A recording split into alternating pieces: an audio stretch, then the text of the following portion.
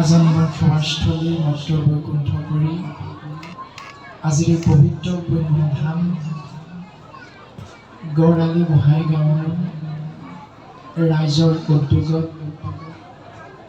আৰু দাঁতিকাষৰীয়া অঞ্চলৰ বাপ আইৰ সহযোগত গোবিন্দ মহাপ্ৰভুৰ যি নিৰ্গুণ নাম বাংময় মূৰ্তি শ্ৰৱণ কীৰ্তন মহাভক্তি কল্পতৰু পুৰাণ সূৰ্য মহাভাগৱত এই মহান অনুষ্ঠানভাগিত পূব পশ্চিম উত্তৰ দক্ষিণ চাৰিও দিশৰ পৰা আহি সমবেত হোৱা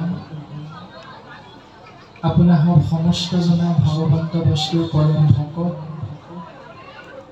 কৃপালু শ্ৰীমন্ত শংকৰদেৱ গুৰুজনৰ একান্ত শুদ্ধ সেৱক সাধু সন্ত মহামহন্ত শ্ৰী চৈতন্যমূৰ্তি ভকত ভাগৱত নৰৰূপী নাৰায়ণ আপোনাসৱ সমস্ত জনা মহামহন্তৰ দুখানি অভয় চৰণত আমি মূৰ্হমতীয়ে সৰ্বপ্ৰথমে ভক্তিভৰা সেৱা আৰু শ্ৰদ্ধা নিবেদন কৰা হৈছে।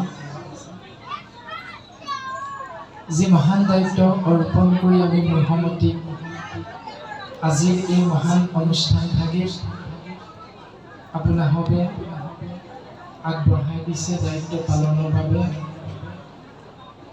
এই দায়িত্ব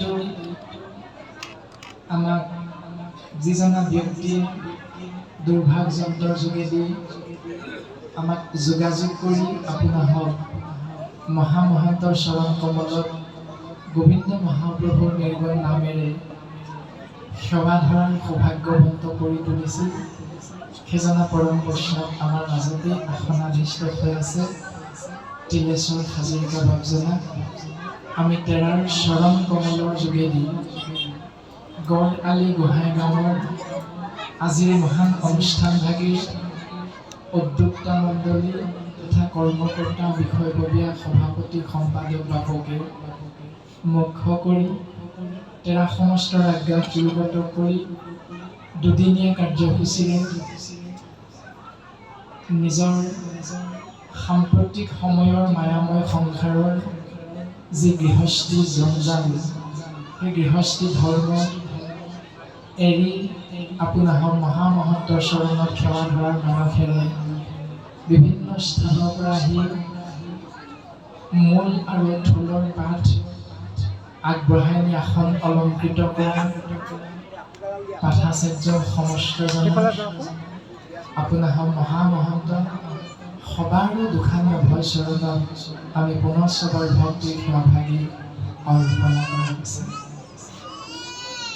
কৃপালু শ্ৰীমন্ত শংকৰদেৱ গুৰুজনাৰ আদৰ্শ কলিৰ জীৱতৰণৰ একমাত্ৰ গোবিন্দ মহাপ্ৰভুৰ নিৰ্গুণ নাম আৰু সেই নাম বস্তু শৰণ গ্ৰহণ কৰি শ্ৰৱণ কীৰ্তন মহাভক্তিক আশ্ৰয় কৰা আৰু গুৰুজনাই সিদ্ধান্ত দিছে যে আজ্ঞা পৰে ভক্তি আজ্ঞা নহ'লে কাম শক্তি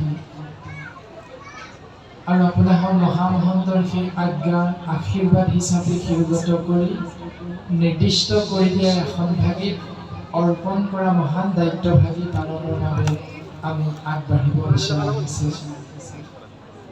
বৰহাৰপুৰ মহাপুৰুষ শ্ৰী শ্ৰী মাধৱ গুৰুজনাৰ এভাগী পবিত্ৰ ঘোষাৰে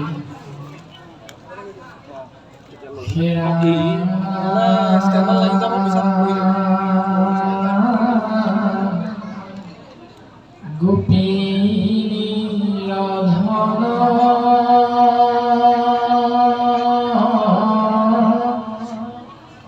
ব্ৰজেৰ জীয়ন মোহন ৰাম গোবিন্দ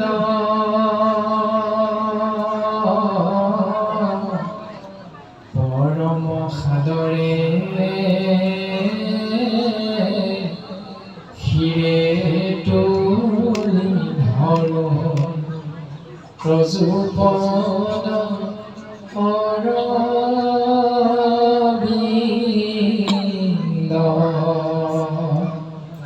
ৰাম পৰম সাদৰে শিৰে তুলি ধৰো তজুপদৰ বিন্দ।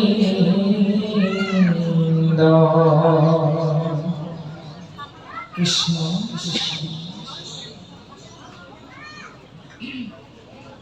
কৃষ্ণ সচ্চিত আনন্দ স্বৰূপ সচ্চিদানন্দ নিৰ্গুণ নিৰাকাৰ পৰম ব্ৰহ্ম, যিজন সৰ্বশক্তিমান, যিজনা সমস্ত জীৱৰ গৰাকী, যিজনা কোটি কোটি ব্ৰহ্মাণ্ডৰ অধিকাৰী, যিজনা সৃষ্টি স্থিতি প্ৰলয়ৰ গৰাকী, সিজনা সৰ্বশক্তিমান ইক্ষতত্ত্ব গোবিন্দ মহাপ্ৰভু কৃষ্ণ গোসাঁই গোসাঁই অভয় চৰণত কৃপালু গুৰুজনাৰ আজ্ঞা শিৰে ধৰি সমস্ত জীৱৰ মংগলৰ অৰ্থে ভক্তিৰ সেৱাভাগী অৰ্পণা কৰা হৈছে। ওম নমো ভগৱতী বাসুদেৱায়, ওম নমো ভগৱতী বাসুদেৱায়, ওম নমো ভগৱতী বাসুদেৱায়, ওম নমো ভগৱতী বাসুদেৱায়। খুজিতো মহামতী গুৰুজনে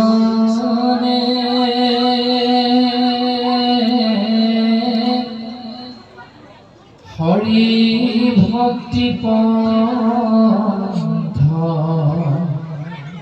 উপদেশ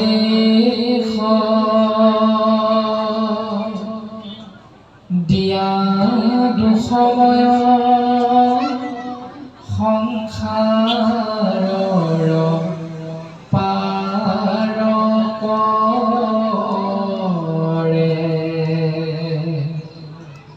হেনয় পৰম গুৰুঋণ খুজিবা প্ৰতি জানানিষ্ট অন্যত্ৰ উপায় নাহি জনিত পৰে ৰাম অন্যত্ৰ উপায় নাহি অঞ্জলিত পৰে।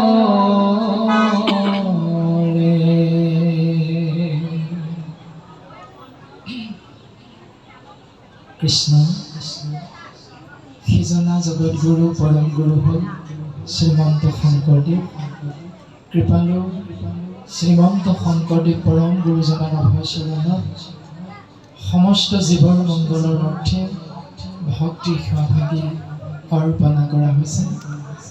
শ্ৰীমন্ত শংকৰ হৰি ভকতৰ জানা যেন কল্পতৰু তাহান্ত বিনাই নাই নাই নাই আমাৰ পৰম গুৰু, তাহান্ত বিনাই নাই নাই নাই আমাৰ পৰম গুৰু। শংকৰ মাধৱ অভিব ঈশ্বৰ গুৰু নাহি দুইটি পৰ, দোহানো নামক কীৰ্তন কৰিয়া কৃত কৃত্য হৈ নৰ, দোহানো নামক কীৰ্তন কৰিয়া কৃত কৃত্য হৈ নৰ। আপোনাসৱ সৰ্বজানতা আমি মোৰ সমতি দুইজনা পাঠাচাৰ্য চৰণ কমলত আমি ভক্তি সেৱাভাগী পুনশ্চ অৰ্পণা কৰা হৈছে। উদ্যোক্তা মণ্ডলীৰ নিৰ্দেশ আমাক 2 বজাত আসনত বহুৱাই দিছে আৰু 2 বজাৰ পৰা প্ৰায় 5 মান বজাৰ ভিতৰত অনুষ্ঠানভাগী আনুষ্ঠানিকতা ৰক্ষা কৰি বিৰাম দিয়াৰ কথাও আমাক অৱগত কৰিছে। আৰু ইয়াৰ পাছতে যিহেতু আমাৰ অনুষ্ঠান সন্ধিয়া 6 বজাৰ পৰা ডিমৌ অঞ্চলত আছে, গতিকে আমি তালৈ যাব লাগিব। সেইকাৰণে দুজনা পাঠাচাৰ্যৰ চৰণ কমলত আমি সেৱাভাগী নিবেদন কৰা হৈছে যে এই 2 বজাৰ পৰা 5 বজালৈকে যিখিনি সময়, এই সময়খিনিত তেৰা সমস্তই আমি মূৰ্হমতীয়ে আলোচকৰ দায়িত্ব পালন কৰি থাকোঁতে যদি তেৰা সমস্তৰ অকণমান অশান্তি বা তেনেধৰণৰ অনুভৱ যদি হয়, তাৰ বাবে যেন তেৰা সমস্তই আমাক ক্ষমা দিয়ে। আমি ভক্তি সহভাগী পুনশ্চ দুইজনে কথাচাৰ্যৰ চৰণ কমলত অৰ্পণ কৰা হৈছে। কৃষ্ণ গুৰু শংকৰ নাম। 4 বেদ 14 শাস্ত্ৰ 18 ভাগী পুৰাণ, এই সমস্তৰ ভিতৰত কি আছে? জীৱৰ তৰণৰ বাবে গুৰুজন বস্তুৱে ইয়াৰ সাৰ তত্ত্ব উদ্ধাৰ কৰি আমাক কি দিলে, প্ৰত্যেকটো কথা আমি সুন্দৰভাৱে চিন্তা কৰাৰ প্ৰয়াস কৰিম আৰু সেই প্ৰয়াসৰ মাধ্যমেৰে জীৱন ধন্য কৰাৰ আমি প্ৰয়াস কৰিম। প্ৰত্যেকজনা কলিৰ মলমতী মনুষ্য আজিৰ এই মহান অনুষ্ঠানভাগীৰ জৰিয়তে এই 4 বেদ 14 শাস্ত্ৰ 18 ভাগী পুৰাণৰ প্ৰণয়ন কৰ্তা হ'ল কৃষ্ণ দ্বৈপায়ন বেদব্যাস। কৃষ্ণ দ্বৈপায়ন বেদব্যাসে 4 বেদ 14 শাস্ত্ৰ 17 পুৰাণ প্ৰণয়ন কৰি কেনেকৈ অসুখ আৰু অশান্তিৰ মাজত জীৱন অতিবাহিত কৰিব লগা হ'ল, যদিও তেৰা শাস্ত্ৰজ্ঞ বেদজ্ঞ, তথাপিতো তেৰাই অসুখ আৰু অশান্তিৰ মাজত দিন কটাব লগা হৈছিল। তাৰ মূল কাৰণ ভাগৱতে আমাক সুন্দৰভাৱে দৰ্শন দিছে ব্যাস নাৰদ সংবাদৰ জৰিয়তে। এদিনাখন কৃষ্ণ দ্বৈপায়ন বেদব্যাসে 4 বেদ 14 শাস্ত্ৰ 17 পুৰাণ প্ৰণয়ন কৰাৰ অন্তত বদৰিকাশ্ৰমত আসনাধিষ্ঠ হৈ আছে। মন কিন্তু উগুল থুগুল, সুখ আৰু শান্তি বিচাৰিছে কিন্তু পোৱা নাই। নজানন্ত কৃষক মনত মিলে দুখ। কি কাৰণে মনত দুখ হৈছে, শৰীৰত অশান্তি হৈছে, তাৰ উত্তৰটো ভাবি আছে কিন্তু ভাবি ভাবি উত্তৰটো লাভ কৰিব পৰা নাই।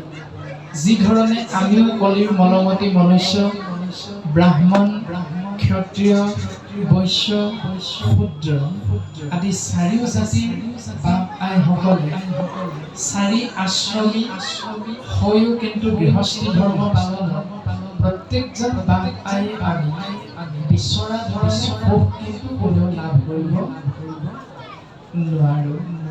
কিন্তু কিয় সেই সুখ আমি নাপাওঁ? কিয়নো আমাৰ মাজে মাজে অশান্তি হয় গৃহৰ মধ্যে, সমাজ ব্যৱস্থা, এই ব্যৱস্থাখিনি কিয় হয় তাৰ উত্তৰ আমি প্ৰত্যেকে বিচাৰোঁ, কিন্তু উত্তৰ আমি সুন্দৰভাৱে লাভ কৰিব নোৱাৰোঁ। কৃপালু গুৰুজন বস্তুৱে আমাক সিদ্ধান্ত দিলে, সেই উত্তৰ বিচাৰি আমি বিভিন্ন দিশেৰে গমন কৰোঁ। সত্ৰ অভিমুখে যাওঁ, নামঘৰৰ অভিমুখে যাওঁ, মন্দিৰৰ অভিমুখে যাওঁ, মছজিদৰ অভিমুখে যাওঁ, গীৰ্জাঘৰৰ অভিমুখে যাওঁ।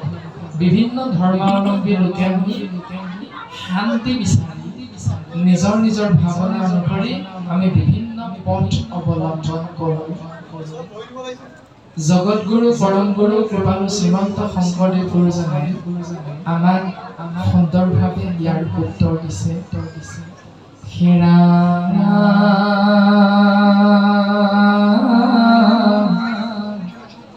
শ্ৰৱণ কীৰ্তন ধৰ্ম প্ৰকাশে জয়িত জয়িত। গোবিন্দ মহাপ্ৰভুৰ নিৰ্গুণ নাম শ্ৰৱণ আৰু কীৰ্তন মহাভক্তি যি স্থানত একান্ত ভকতে আশ্ৰয় কৰে, গুৰুজনাই কৈছে দ্বিতীয় বৈকুণ্ঠ তাংকে বোলে মহাক্ষত্ৰ।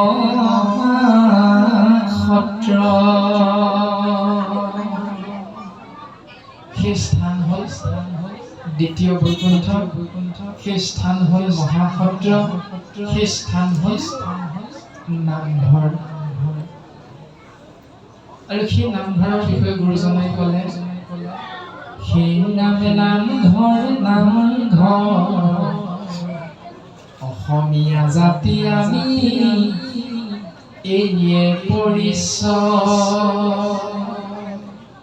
নামঘৰ ভকতিৰ আলয় জীৱৰে আশ্ৰয়। শুনা নাজাতি গয়া জ্ঞাতি ঘটে সময়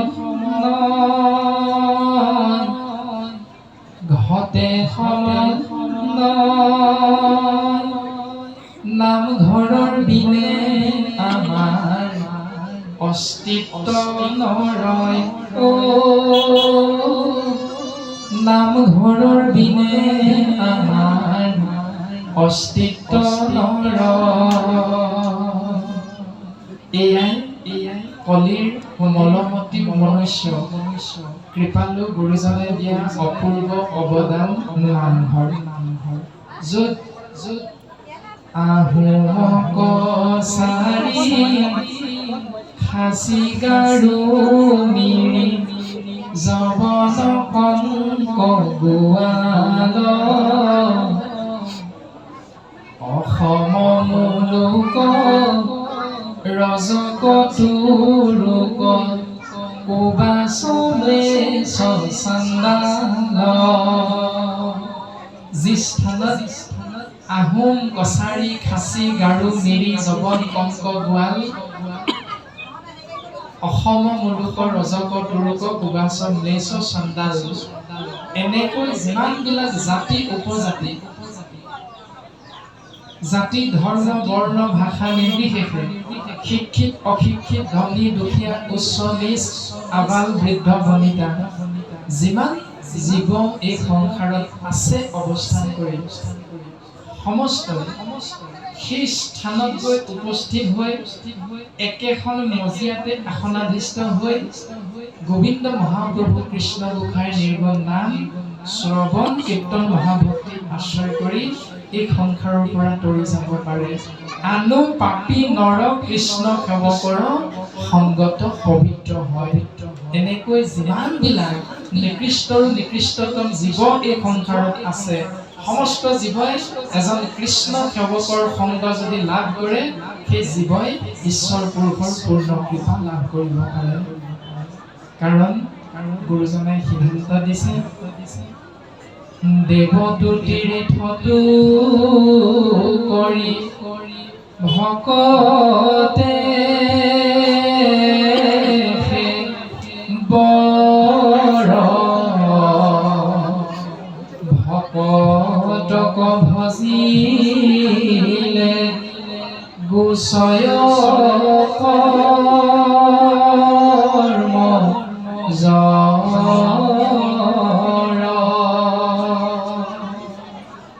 দেৱতাক সেৱা কৰা, তীৰ্থ ক্ষেত্ৰত গৈ ভ্ৰমণ কৰা, স্নান কৰা, এই সকলোবিলাকতকৈ শ্ৰেষ্ঠতম ধৰ্ম হ'ল ভকত প্ৰতিমা মোৰ দুই অধিষ্ঠান দুই পূজা দৰ্শনে কৰিবে আতি মান। অৰ্থাৎ কপিল প্ৰভুৱে মাতৃ দেৱহূতিক কৈছে হে মা এজন ঈশ্বৰ আৰু এজন ভকত অৰ্থাৎ ভকতেই হ'ল মোৰ দুই নম্বৰ ৰূপ ভকত প্ৰতিমা মূৰ দুই অধিষ্ঠান। ভকতৰ ৰূপটো হ'ল মোৰ ২ নম্বৰ ৰূপ। যদি কেনেবাকৈ মা তুমি এজন ভকতক দৰ্শন পোৱা, জানিবা তুমি মোকেই দৰ্শন পাইছা। যদি তুমি এজন ভকতক সেৱা কৰা মা, তেতিয়া জানিবা তুমি মোকেই সেৱা কৰিছা। সেইকাৰণে গো কোটি দানম গ্ৰহণেশ্ব কাশী মাগে পৰাগে যদি অপবাসী সুমেৰু সমান সুবৰ্ণ দানম ন তুল্যম গোবিন্দ নাম। যে তুমি যিমান পুণ্যৰ গৰাকী নোহোৱা কিয়, এবাৰ যদি কৃষ্ণ বুলি কৈ নামত তুমি শৰণ গ্ৰহণ কৰা, তেতিয়াহ'লে বাকী পুণ্যবিলাক কৃষ্ণ নামৰ ৰেণুকণৰ সমানো হ'ব নোৱাৰে। সেই কৃষ্ণদেৱৰ দ্বিতীয় ৰূপটো হ'ল এজন ভকত, যাক কোৱা হয় চৈতন্যমূৰ্তি ভকত ভাগৱত বুলি। আৰু সেই ভকতৰ সেৱা কৰাটোৱে হ'ল শ্ৰেষ্ঠতম দৰ্শন। আৰু গুৰুজন বৈষ্ণৱে আমাক এনেকৈ সিদ্ধান্ত দিছে যে দেৱতো তীৰ্থটো কৰি ভকতেহে বৰ, ভকতক ভজিলে গুচয় কৰ্মজৰ। এতিয়া বেদব্যাসৰ কি হ'ল যে অসুখ হৈছে, অশান্তি হৈছে। কিয় হৈছে ভাবি গুণি উত্তৰ উলিয়াব পৰা নাই। এতিয়া আমাৰো তেনেকুৱা হয়, কিয় হৈছে আমিও তাৰ উত্তৰটো উলিয়াব নোৱাৰো। সেইকাৰণে কৃপালু গুৰুজন বৈষ্ণৱে এজন বেদজ্ঞ শাস্ত্ৰজ্ঞ পণ্ডিত ব্যাস মতিচন্দ হোৱা দেখি, উগুল থুগুল খেলি মেলি অৱস্থালৈ অহা দেখি বৈকুণ্ঠৰ পাৰিষদ দেৱঋষি নাৰদৰ লগত সংযোগ স্থাপন কৰাইছে ভগৱন্ত পুৰুষে। আৰু সংযোগ স্থাপন কৰি দুইজনৰ মাজত কথোপকথন হৈছে। কথোপকথনত এক সুন্দৰ তত্ত্ব গুৰুজনে আমাক দৰ্শন কৰাইছে।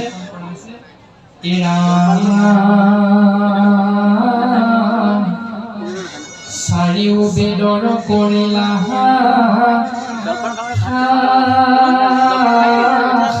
ভেদ, যাৰ যেন জাতি ধৰ্ম দিলা পৰিছে।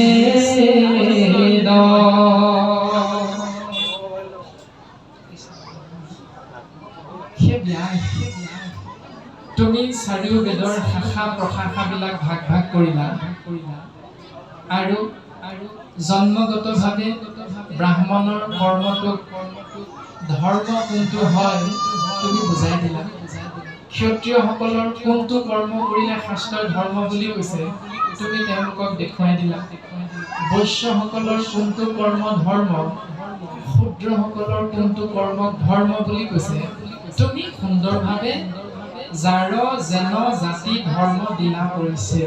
তুমি জাতিগত হিচাপে কোনটো কৰ্ম ধৰ্ম হয় তুমি চাৰি বেদ শাখা প্ৰশাখা ভাগ কৰি 14 শাস্ত্ৰ আৰু 17 ভাগী পুৰাণৰ জৰিয়তে দেখুৱাই দিলা। আৰু এনেকৈ তোমাৰ গুণ জগতত প্ৰকাশ হ'ল। তুমি বেদব্যাস নামে খ্যাতি মন্ত্ৰশালা সুখ্যাতি লাভ কৰিলা, জগতৰ জীৱৰ পৰা প্ৰশংসা বুটলিবলৈ সক্ষম হ'লা। কিন্তু ব্যাস তোমাৰ যে খেলি মেলি হৈছে কাৰণটো বুজি পাইছানে?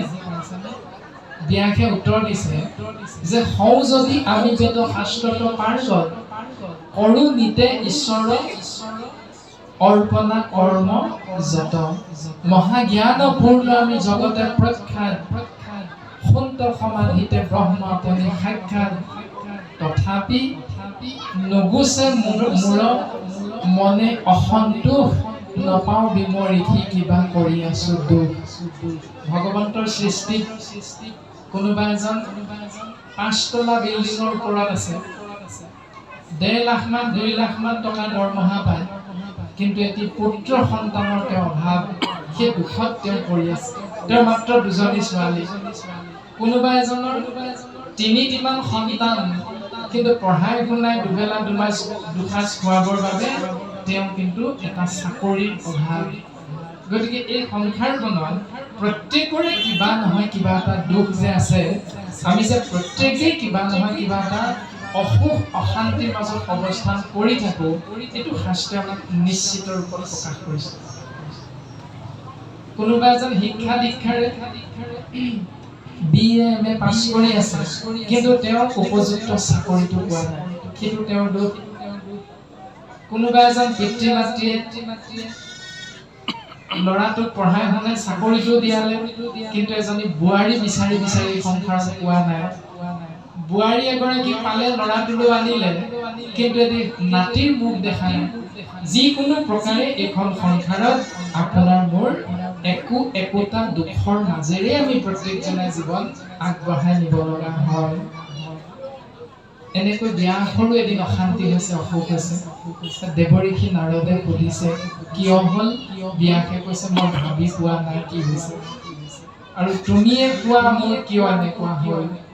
যেতিয়া ব্যাসে দেৱঋষি নাৰদক উত্তৰটো বিচাৰিলে, তেতিয়া দেৱঋষি নাৰদে পোনপটীয়াভাৱে উত্তৰ দিছে, নাৰদ বদতি শুনা মহামুনি ব্যাস, তুমি হে কৰিলা সদে জগতকে নাশ। ব্যাস, তুমি গোটেই জগতখন ধ্বংস কৰি পেলালা নহয়। বোলে কিয়? কেনেকৈ? ৰামে নিৰন্তৰে পশুৰ লোৱাইলা তুমি প্ৰাণ, নাহি মন্দ কৰ্ম বাৰ ইহাৰ সমান। তুমি যে বিনা কাৰণত পশু পক্ষী বিলাকৰ প্ৰাণ হৰণ কৰোৱা নিয়মটো ধৰ্ম বুলি কয়, সেইটো পালন কৰিবলৈ গৈ জীৱবিলাক অধোগতি যাব লগা হ'ল। আকস্মিতে লোকক কৰাইলা হিংসা ধৰ্ম, নুবুজিলা তুমিও বেদৰ তত্ত্ব মৰ্ম।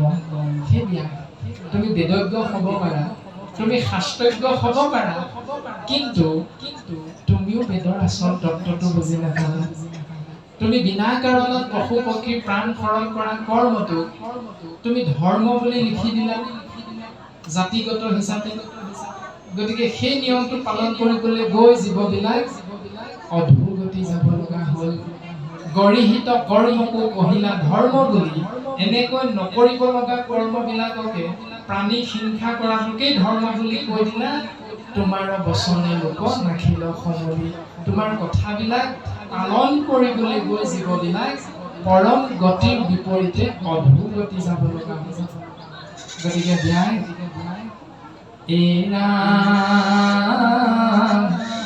স্বভাৱে লম পদ বিষয়ত অনুৰাগ, স্বৰ্গ পাইব বুলি ৰংগে কাটে শংখ চাগ।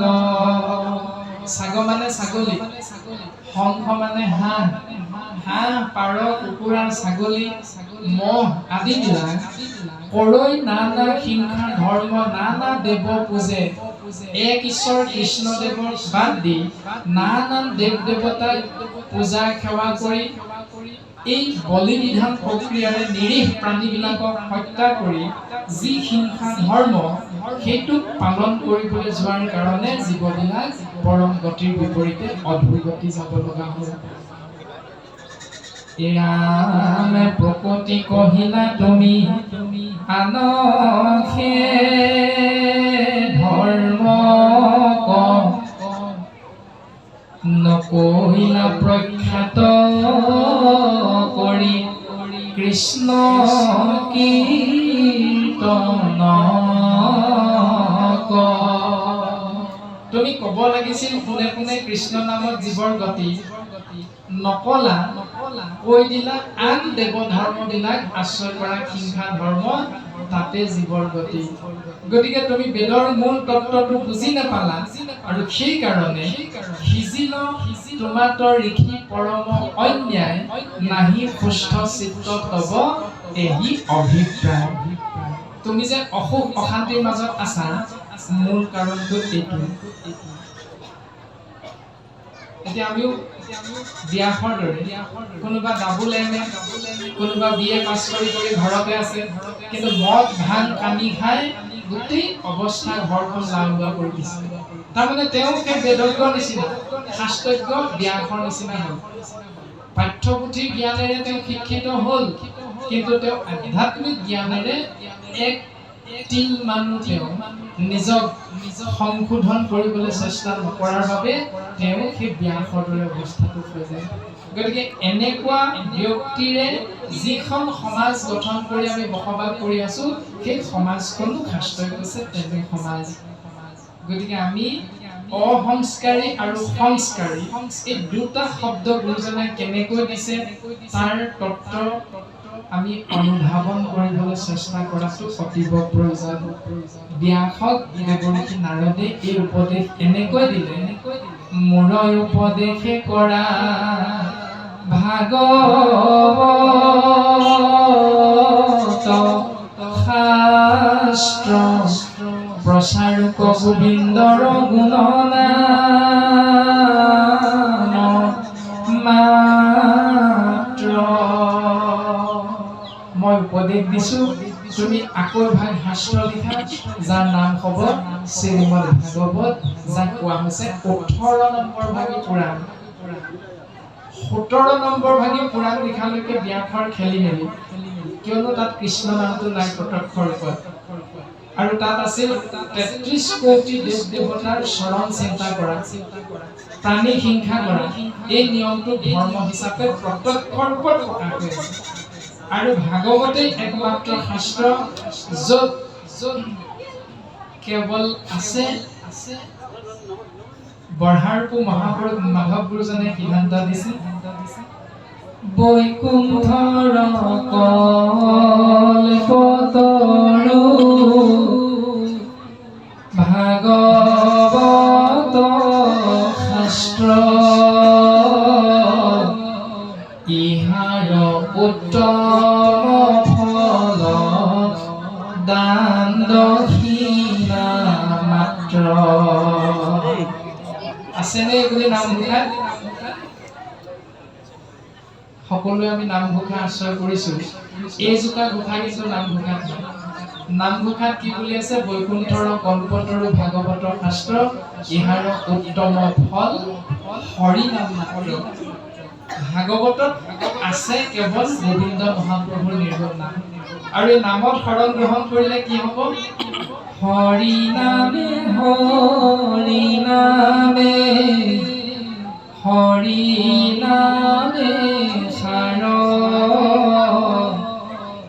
হৰি নামে কৰি আছে মহন্ত উদ্ধাৰ আছেনে বুলি হৰি নামে কৰি আছে গগৈ শইকীয়া উদ্ধাৰ হৰি নামে কৰি আছে আহোমক উদ্ধাৰ হৰি নামে কৰি আছে বড়ো কছাৰী ৰাভাক উদ্ধাৰ এনেকুৱা শব্দ গুৰুজনাই নাই কোৱা গুৰুজনাই কৈছে হৰি নামে কৰি আছে জগত উদ্ধাৰ বৰ্গীয় জ মানে জন্ম গ মানে গতি দন্তীয় ত মানে তৎক্ষণাৎ অৰ্থাৎ এই সংসাৰত এটা শৰীৰৰ ভিতৰত সোমোৱা আত্মা তত্ত্ব যেতিয়া শৰীৰৰ ভিতৰত সোমাই এই সংসাৰত জন্ম হৈছে সেই শৰীৰধাৰী আত্মা তত্ত্বৰ এদিন মৃত্যু হয় অৰ্থাৎ শৰীৰ এৰি যাব লগা হয় জন্ম হলে মৃত্যু ধ্ৰুৱ সত্য সৃষ্টি হলে ধ্বংস নিশ্চিত এই সৃষ্টি ধ্বংস জন্ম মৃত্যুৰ পাপচক্ৰত